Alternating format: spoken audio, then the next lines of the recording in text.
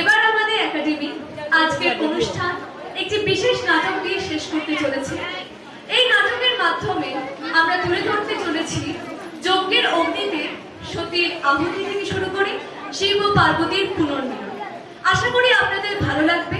কিছু ভুল-ত্রুটি হলে মার্জনা করবেন। ধন্যবাদ।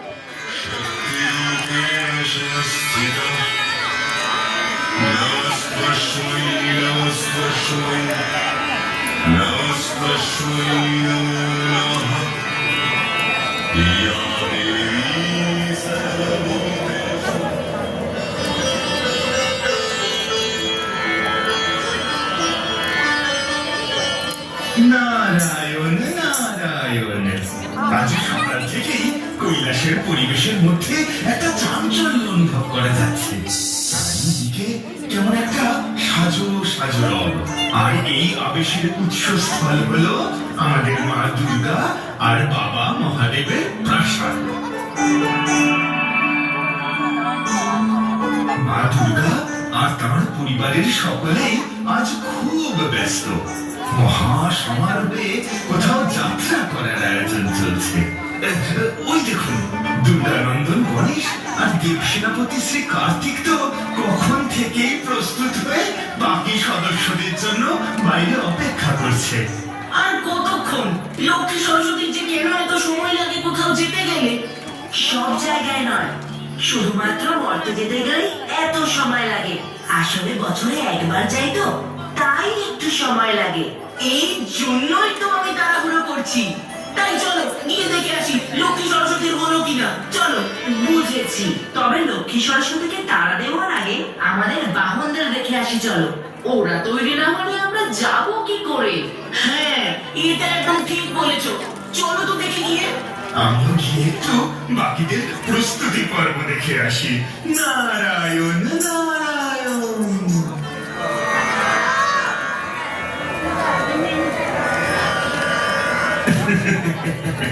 পরিস্থিতি যাই হোক না কেন, তার পড়াশোনা কিন্তু তিনি কখনো বন্ধ করেন না।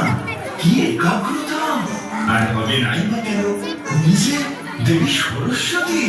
তাই মর্তে যাওয়ার আগের মুহূর্তেও বইয়ের পৃষ্ঠা উল্টাচ্ছেন। সরস্বতী, এবার আমাদের মর্তে যাত্রা করতে হবে যে।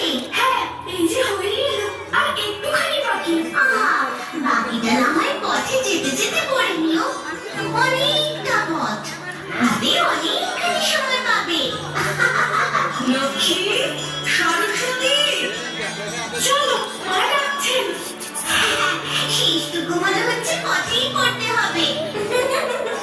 মায়ের ডাক কি কেউ উপেক্ষা করতে পারে? যাই, আমিও যাই। নারায়ণ নারায়ণ। শোনো গণেশ, মর্তবাসীরা তোমাদের জন্য অনেক আয়োজন করবে, অনেক ভোগ প্রসাদ উৎসর্গ করবে। একা একা কেউ না কিন্তু, সবার সাথে ভাগাভাগি করে খাবে, কেমন? অবশ্যই পিতা, আমি পরিবারের সবার সাথেই ভাগ করে প্রসাদ খাবো। মা লক্ষ্মী, সরস্বতী, মর্তবাসীরা ভালোবাসায় শ্রদ্ধায় আমাদের ভরিয়ে দিয়েছেন। তোমাদের অভ্যর্থনায় এমন আন্তরিকভাবে আয়োজন করেছেন। তোমরাও তাদের উপরে কৃপা দৃষ্টি বর্ষণ করো, কাউকে বঞ্চিত করো না কিন্তু। এবার এই কদিন আমি কৈলাসে নিশ্চিন্তে থাকতে পারবো। আপনাকে তো কতবার বলেছি আপনিও আমাদের সাথে চলুন, আপনি তো শুনেন না সে কথা। নারায়ণ নারায়ণ। দেবাদিদেব না যান, কিন্তু এই নারদ মুনি তো অবশ্যই যাবে, কারণ আজ মহালয়া।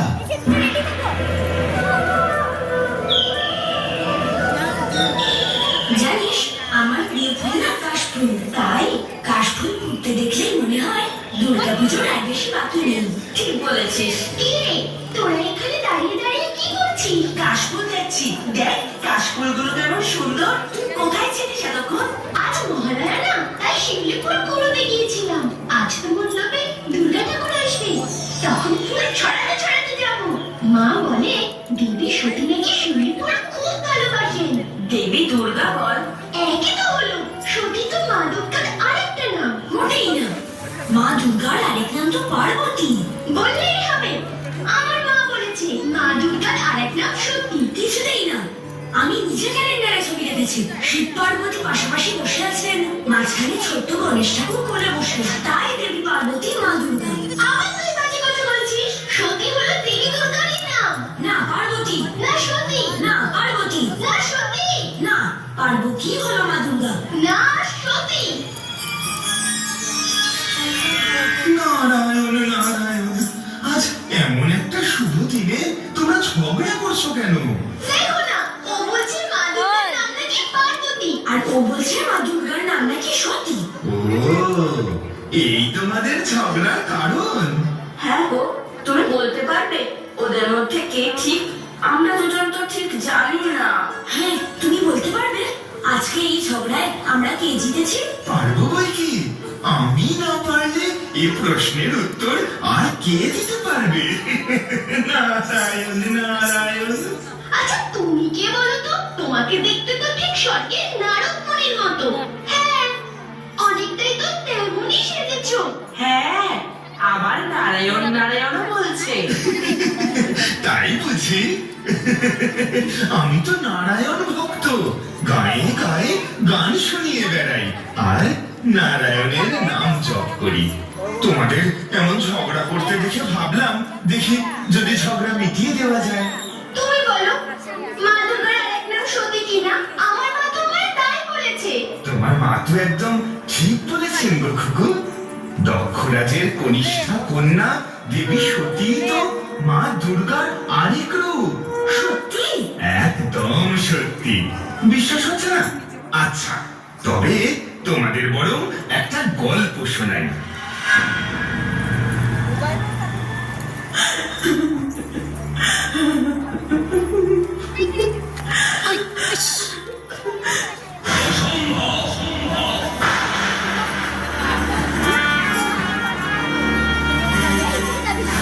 এর বিবাহ আমি মানি না।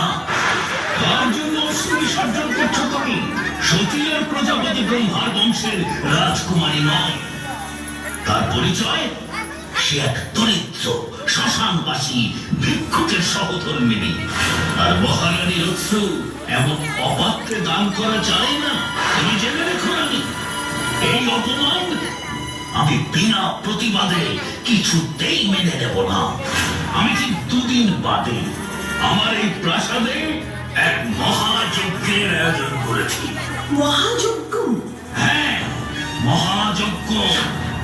আমি এই যজ্ঞের আয়োজন করেছি শুধুমাত্র ওই শিবকে অপমান করার জন্য। আরো বড় অপমান, এই যজ্ঞে সব দেবতা মুনি ঋষি আমন্ত্রিত থাকবে। শুধুমাত্র শিব আর তার স্ত্রী সতীর কোনো আমন্ত্রণ থাকবে না। সে কি করে হয় মহারাজ? এ যে অসম্ভব। কেন হয় না রানী? যদি প্রজাপতি ব্রহ্মপুত্র দক্ষের কন্যার সাথে ওই শ্মশানবাসীর বিবাহ সম্ভব হয়, তবে মহাদেবকে আমন্ত্রণ না জানিয়ে মহাযজ্ঞ হওয়াও অসম্ভব নয়। এই বিবাহের জন্য দেবকুলে আমার যে অপমান হয়েছে, এই মহাযজ্ঞের পরে শিব আর সতী তার থেকে আরো আরো অনেক গুণ বেশি অপমানিত হবে। কিন্তু এসব জানার পরেও স্বর্গের দেবতারা কি আপনার এই মহাযজ্ঞে উপস্থিত হবেন? ভুলে যেও না রানী, আমার পিতা প্রজাপতি ব্রহ্মা। প্রজাপতি ব্রহ্মা সত্যলোকে জ্ঞানের আধার, ত্রিভুবনের সৃষ্টিকর্তা। তাঁর পুত্রের আমন্ত্রণ অস্বীকার করার স্পর্ধা কারো হবে না। নারায়ণ নারায়ণ। আসুন আসুন দেবশ্রী। হঠাৎ এমন সাক্ষাতের আদেশ দক্ষরাজ? আদেশ নয় দেবশ্রী, একটা বিশেষ কারণে আপনাকে এখানে আসতে অনুরোধ করেছি। বলুন দক্ষরাজ। দেবশ্রী, আমি আমার প্রাসাদে এক মহাযজ্ঞের আয়োজন করেছি। সময় বেশি নেই, তাই আমি চাই আপনি আমার হয়ে স্বর্গের সব দেবতাদের এই মহাযজ্ঞে আমন্ত্রণ জানিয়ে আসবেন। সানন্দে দক্ষরাজ, আপনি নিশ্চিন্তে মনোযোগ সহকারে মহাযজ্ঞের আয়োজন করুন। আমি সব দেবতাদের আপনার হয়ে আমন্ত্রণ জানিয়ে আসবো। শুধুমাত্র শিবকে বাদ দিয়ে। হ্যাঁ দেবশ্রী, আপনি ঠিকই শুনেছেন। আমার মহাযজ্ঞে মহাদেব আমন্ত্রিত থাকবে না। আপনি কি বলছেন দক্ষরাজ? মহাদেব ছাড়া মহাযজ্ঞের পৌরোহিত্য কে করবেন? পৌরোহিত্যের জন্য আমার পিতা আছেন, ভগবান বিষ্ণু আছেন, কিন্তু আমি আমার মহাযজ্ঞে ওই শিবকে কিছুতেই উপস্থিত হতে দেব না।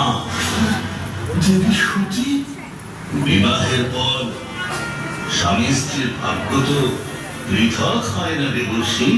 এই ভাগ্য সে নিজেই নিজের জন্য বেছে নিয়েছে। আমার অনুষ্ঠানে তাদের কারোর উপস্থিতি আমি চাই না, আমি চাই না। কিন্তু দক্ষরাজ, আজ অবধি দেবাদি দেবকে ছাড়া জগতে কোনো যজ্ঞ অনুষ্ঠিত হয়নি। যা এতদিন হয়নি তা এবার হবে।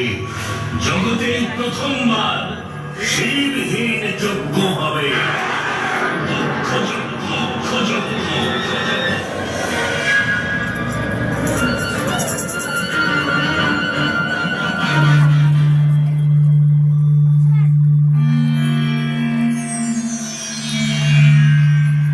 না দক্ষ,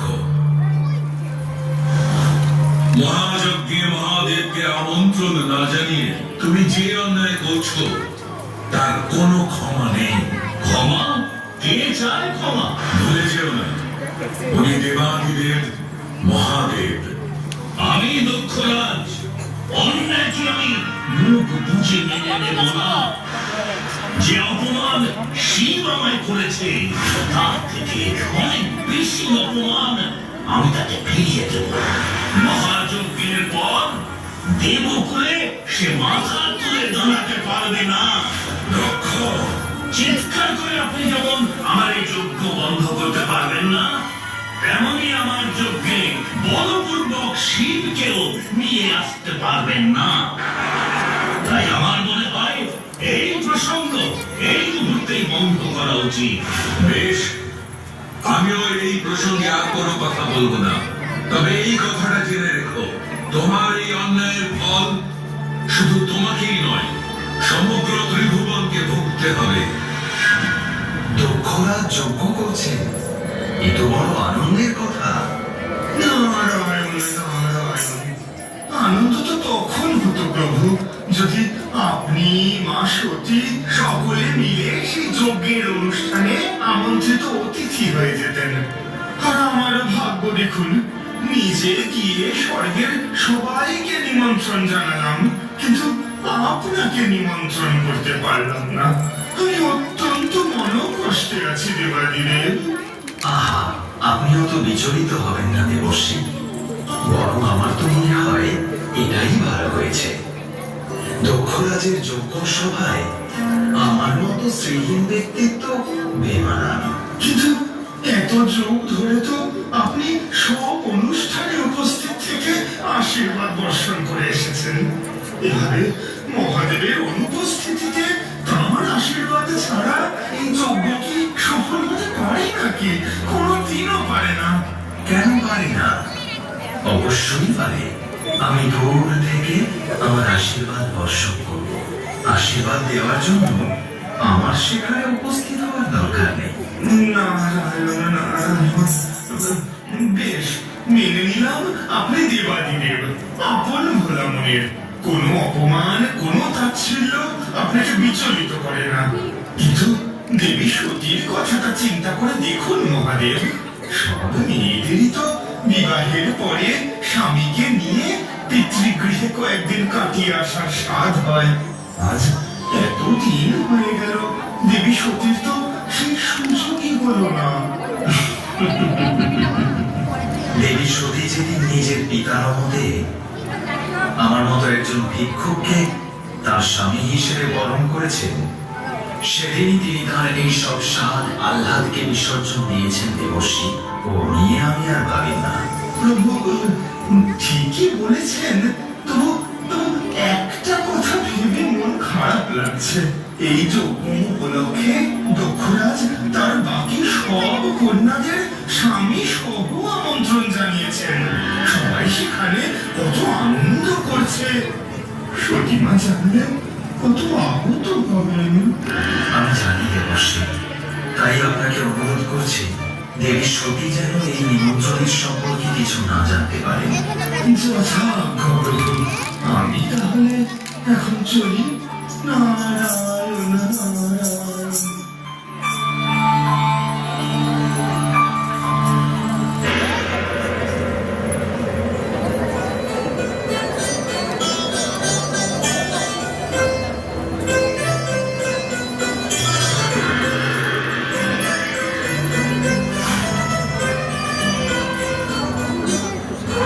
আজ কি স্বর্গে কোনো বিশেষ অনুষ্ঠান আছে?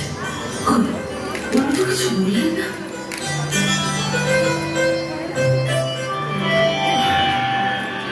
প্রণাম দেবশ্রী। নারায়ণ নারায়ণ। প্রণাম দেবী। কি ব্যাপার দেবশ্রী, হঠাৎ এই অসময়ে উনি আসেন? নিশ্চয়ই কোনো জরুরি সংবাদ। না মা, তেমন কিছু নয়। দেবাদিদেবের সাথে সাক্ষাৎ করতে এসেছিলাম।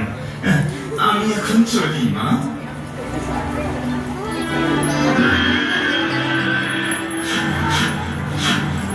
দেবশ্রী, আজ স্বর্গে কি অনুষ্ঠান বলুন তো? অনুষ্ঠান? কিসের অনুষ্ঠান? সেটাই তো বুঝতে পারছি না, কিন্তু সকাল থেকে মহা সমারোহে সব দেবতারা রথে চেপে কোথাও একটা যাচ্ছেন। কোথায় যাচ্ছেন বলুন তো? না মানে সেটা তো আমি ঠিক। দেবশ্রী, স্বর্গ মর্ত পাতালের সব খবর আপনার নখদর্পণে থাকে। স্বয়ং অন্তর্যামীর আগে আপনি সব খবর পান। ত্রিভুবনে এমন কোনো ঘটনা থাকতেই পারে না যা আপনার জানা নেই। তাই বলুন আমায়, স্বর্গে আজ কিসের আয়োজন হয়েছে? দেবশ্রী, মনে হচ্ছে আপনি আমার কাছে কিছু গোপন করতে চাইছেন। কি এমন সংবাদ যা আপনি আমায় জানাতে চাইছেন না? নারায়ণ নারায়ণ। ক্ষমা করবেন দেবাদিদেব। দেবী সতী আমায় প্রশ্ন করলে আমি তার উত্তর না দিয়ে থাকতে পারবো না। দেবী, আপনার পিতা দক্ষরাজ আজ একটি মহাযজ্ঞের আয়োজন করেছেন, আর সেখানে স্বর্গরাজ্যের সমস্ত দেবতারা নিমন্ত্রিত। আপনি তাদেরই আকাশপথে যাত্রা করতে দেখেছেন। যোগ্য হবে? উমা, সে তো ভালো কথা, কিন্তু উনি তো আমায় নিমন্ত্রণের কথা কিছু জানাননি। আমরা কখন যাব? আপনারা যাবেন না দেবী, কেন? কারণ এই যজ্ঞে দেবাদিদেব মহাদেবের নিমন্ত্রণ নেই। এ আপনি কি বলছেন? আমার স্বামী শিব কে?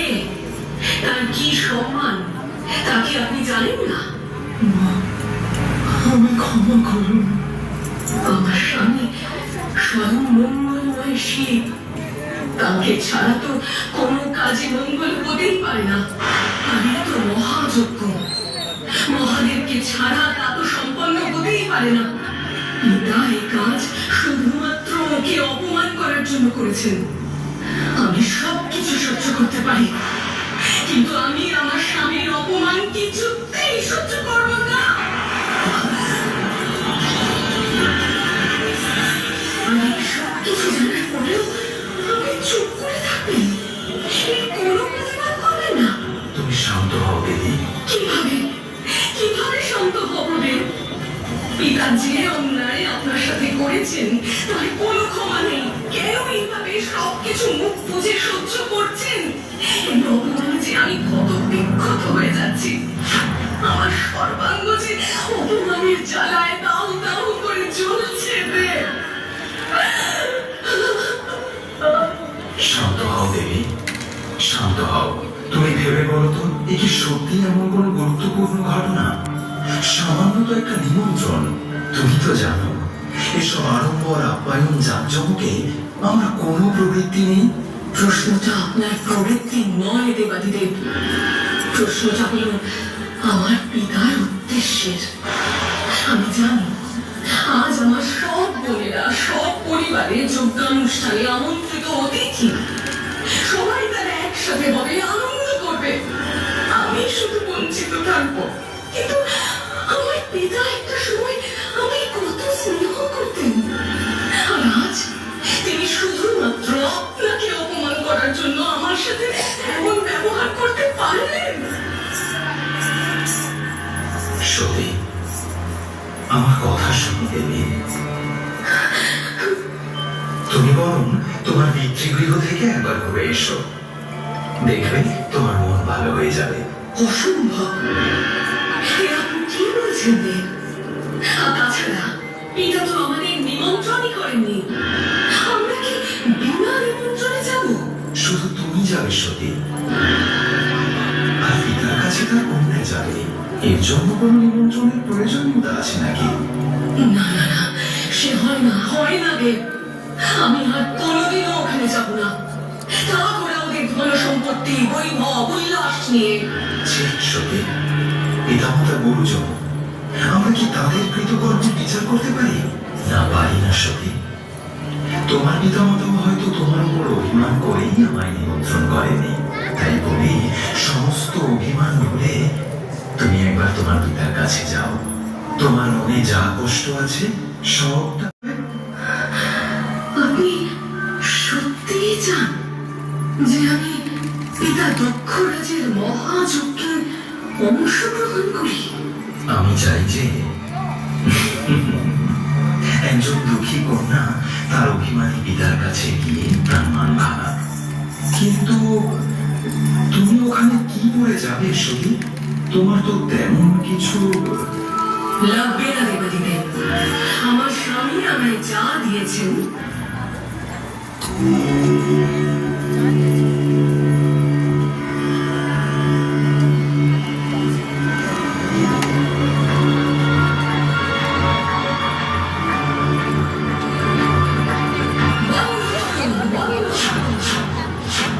এই যজ্ঞ বন্ধ করুন।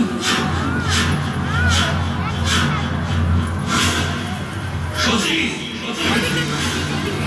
কোন মুখে তুমি এই সভায় প্রবেশ করেছো? আমি আপনাকে বোঝাতে এসেছি পিতা, শিবহীন যজ্ঞ অশুভ, শিবহীন যজ্ঞ হয় না।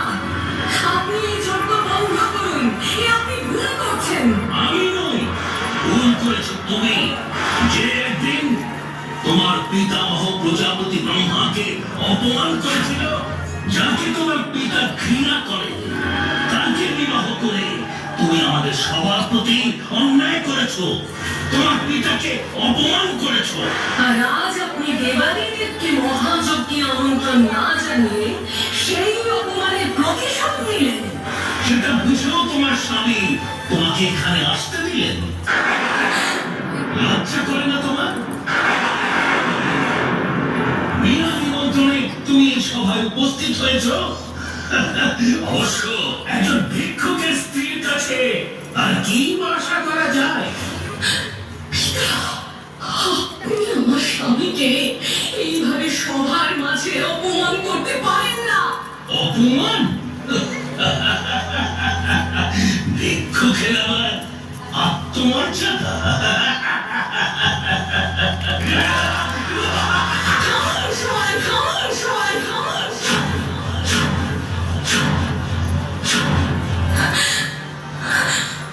আমি সত্যি নিজের স্বামীর প্রতি অগাধ বিশ্বাস আমার, উনি আমার প্রণম্য। আপন পিতৃগৃহেই আমার স্বামীর এই অসম্মান, অপমান আমি সহ্য করতে পারবো না। আমি যদি তাকে তার যোগ্য সম্মান দিতে না পারি, তাহলে স্ত্রী হিসেবে এই জন্ম আমার বৃথা। তাই এই যজ্ঞের আগুনেই আমি আজ আমার প্রাণ আহুতি দিলাম।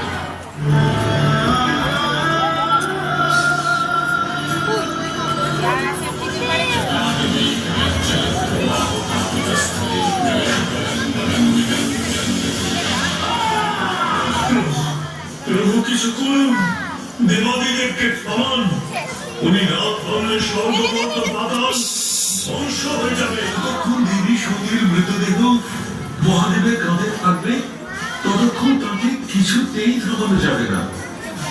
মহাদেবকে শান্ত করতে গেলে দেবী সতীকে মহাদেবের থেকে দূরে সরাতেই হবে। তাই করুন প্রভু, তাই করুন।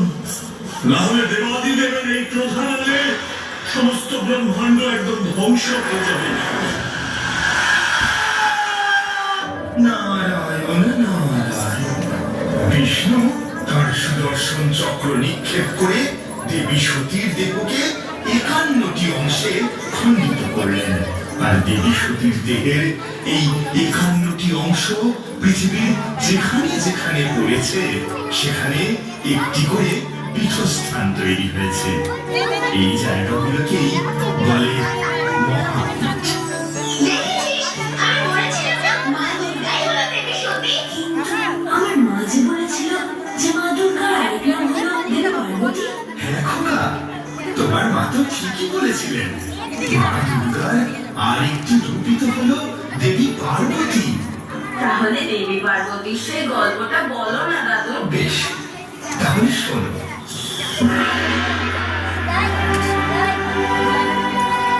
চিন্তা করো মহাদেবের উপরে।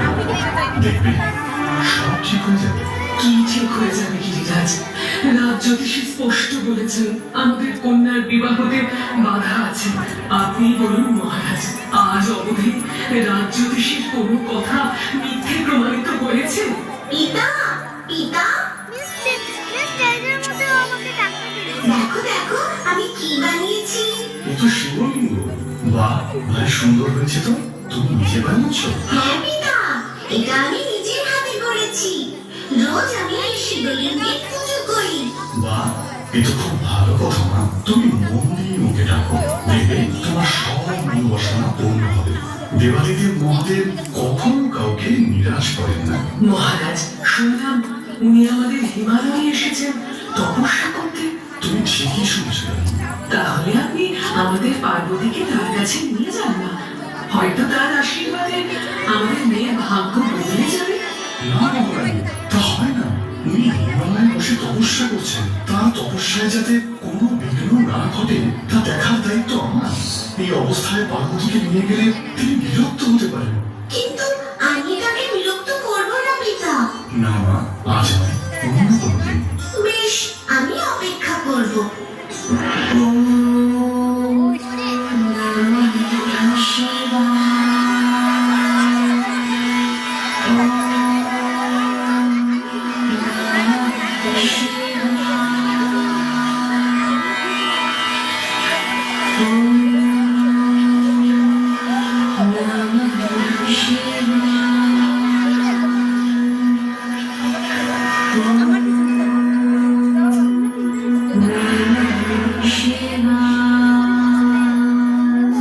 গিরিরাজ, এবার পার্বতীকে একবার মহাদেবের সাথে দেখা করিয়ে দিন। এখন তো আর পার্বতী ছোট নেই। সেই কোন ছোটবেলা থেকে এক মনে মহাদেবকে আরাধনা করে চলেছে আমার পার্বতী। বেশ, তবে তাই হোক নিরুদা। আমি আজই পার্বতীকে মহাদেবের কাছে নিয়ে যাব।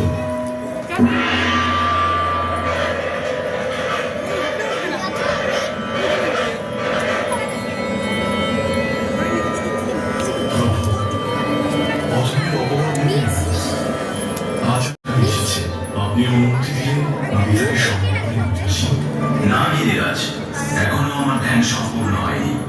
আর আমি চাই না এই সময় কোনো চপলা রমণীর জন্য আমার তপস্যার কোনো বিঘ্ন ঘটুক। চপলা বললেন? নারায়ণ নারায়ণ।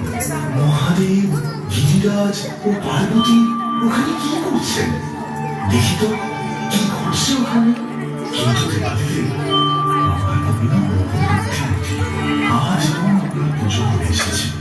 আমি নিশ্চিত আপনার বেশি বিরক্ত করবে না। শুধু একবার দর্শনই সে খুব খুশি হবে। উনি যখন চাইছেন না, তখন আমার শীত দর্শনের কোনো প্রয়োজন নেই। আমি তো শুনছিলাম আপনি আত্মভোলা পুরুষ, আমি এক সামান্য নারী। আমার দোষ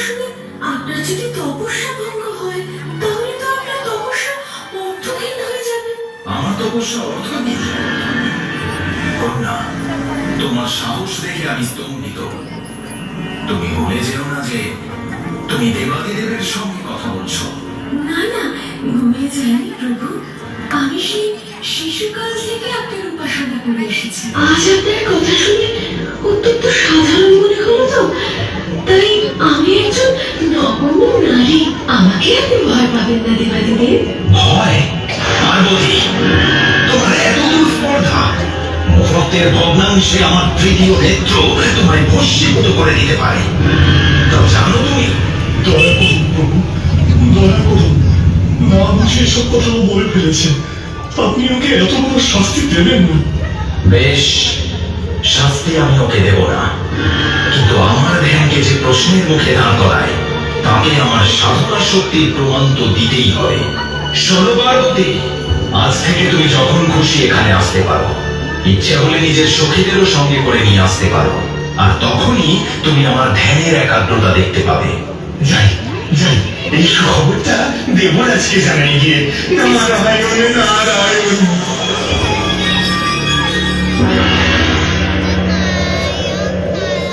দেবশ্রী, আজ আপনি একটা দারুণ সংবাদ দিয়েছেন। গিরিরাজ কন্যা দেবাদিদেবের জন্য একেবারে সুযোগ্য পাত্রী। আর দুজনের কাছাকাছি আসার এই সুযোগটাকেই আমাদের কাজে লাগাতে হবে। আমি মদন দেবকে খবর পাঠিয়েছি, উনি এক্ষুনি আসবেন। প্রণাম দেবরাজ ইন্দ্র, বলুন আপনাদের কি সেবা করতে পারি? মদন দেব, আপনি তো সবই জানেন। আমরা চাই গিরিরাজ দুর্গা পার্বতীর সঙ্গে দেবাদিদেবের বিবাহ হোক, আর তার জন্য আপনাকে কৌশল করে ওদের দুজনের মনে পরস্পরের প্রতি ভালোবাসার বীজ বপন করতে হবে। যথাজ্ঞা দেবরাজ, আপনারা নিশ্চিন্তে থাকুন। মদন দেবের অস্ত্রের হাত থেকে আজ অবধি কেউ নিজেকে রক্ষা করতে পারেনি। আমি আজই মহাদেবের তপস্যা স্থলে উপস্থিত হচ্ছি।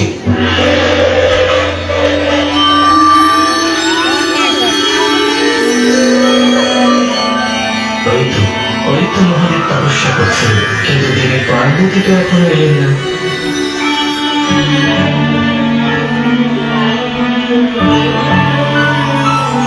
ওই তো দেবী পার্বতী। এবার আমায় আমার অস্ত্র প্রয়োগ করতে হবে।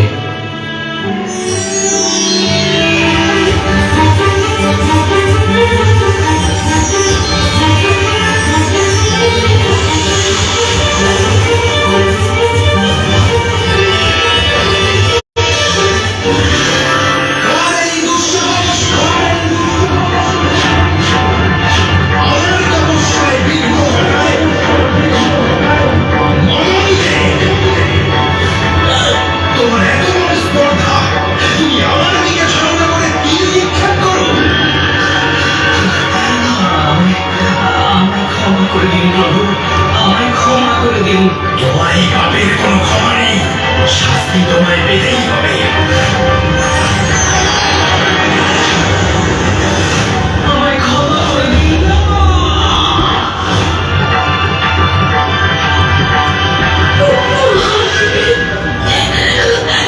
এইভাবে আমায় একা রেখে চলে যাবেন না মহাদেব। বেশ, আপনি যান মহাদেব, আমি আর আপনাকে কিছু ডাকবো না। তবে আমি গিরিরাজ কন্যা পার্বতী আজ প্রতিজ্ঞা করছি, আমার মনে যদি পর্বতের সমান আত্মবিশ্বাস আর আপনার প্রতি শ্রদ্ধা থাকে, তাহলে একদিন আপনি নিজে আমার কাছে আসবেন। ততদিন আমি তপস্যা করব।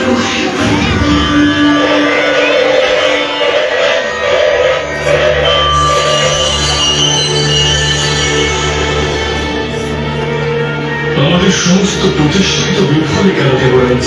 মদন দেবের বান কখনো বিফলে যায় না। মহাদেব আর দেবী পার্বতী যতই পরস্পরের থেকে দূরে থাকুক না কেন, ওদের দুজনের মধ্যে প্রাণ নিশ্চয়ই আছে। এখন শুধু দেবী পার্বতীর তপস্যা শেষ হওয়ার অপেক্ষা।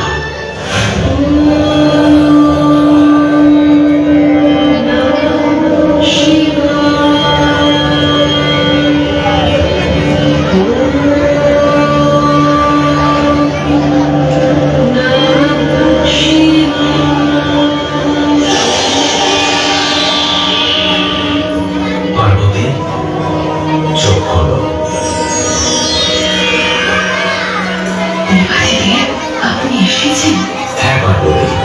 এই কঠোর তপস্যায় আমি মুগ্ধ হয়েছি।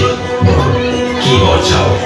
যেদিন থেকে জ্ঞান হয়েছে সেদিন থেকে মন প্রাণ দিয়ে তো শুধু একটি বর চেয়ে এসেছি দেবাদিদেব। কি সেই চাওয়া পার্বতী? তুমি বলো, আমি তোমার সকল ইচ্ছা পূরণ করব। মহাদেব, আমি আপনাকে আমার স্বামী রূপে পেতে চাই। সারা জগতের স্বামী আমি আপনাকে বরমাল্য করিয়ে বিবাহ বন্ধনে আবদ্ধ করতে চাই। তথাস্তু গিরিকন্যা, তুমি গৃহে ফিরে যাও। গিরিরাজকে বিবাহের আয়োজন করতে বলো। আমি যথাসময়ে বিবাহ সভায় উপস্থিত হব।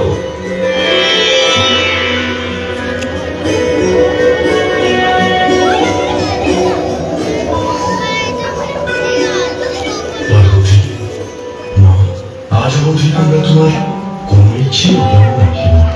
বিবাহের ক্ষেত্রে তা কোনো অনুমতি নেই। তুমি যাকে চেয়েছ তাকে বিবাহ তোমার অনুমতি পেয়েছ। তুমি খুশি তো? হ্যাঁ পিতা, আমি খুব খুশি। আর আমি নিশ্চিত আমার এই সিদ্ধান্ত আপনাদেরও আনন্দ দিতে পারবে। আমরাও সেই কামনা করি। দেবাদিদেব কখন আসবেন পার্বতী? প্রণাম মহারানী। দেবাদিদেব মহাদেব প্রাসাদের কাছাকাছি চলে এসেছেন। বাইরে অভ্যর্থনার ব্যবস্থা করতে হবে। এসে গেছেন?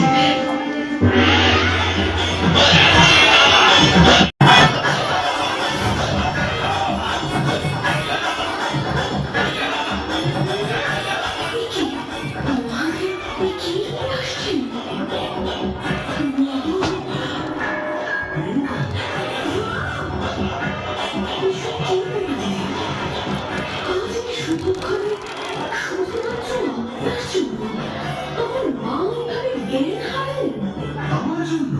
কিন্তু আমি তো কিছু করিনি। কোন পিতা মাতা তার একমাত্র কন্যার স্বামীকে এই রূপে দেখলে আনন্দিত হবেন? আপনি বলুন। কিন্তু আমি যে এরকমই পার্বতী, তুমি কি তা পূর্ব হতেই জানতে না? সেই সাজ সবার জন্য নয় প্রভু। আপনার রূপ দেখে যদি কেউ ভয় পায়, সেটা কি আপনার নিজেরও ভালো লাগবে দেবাদিদেব? আজ তো আনন্দের দিন, সবাই মিলে আনন্দ করাই তো ভালো, তাই না?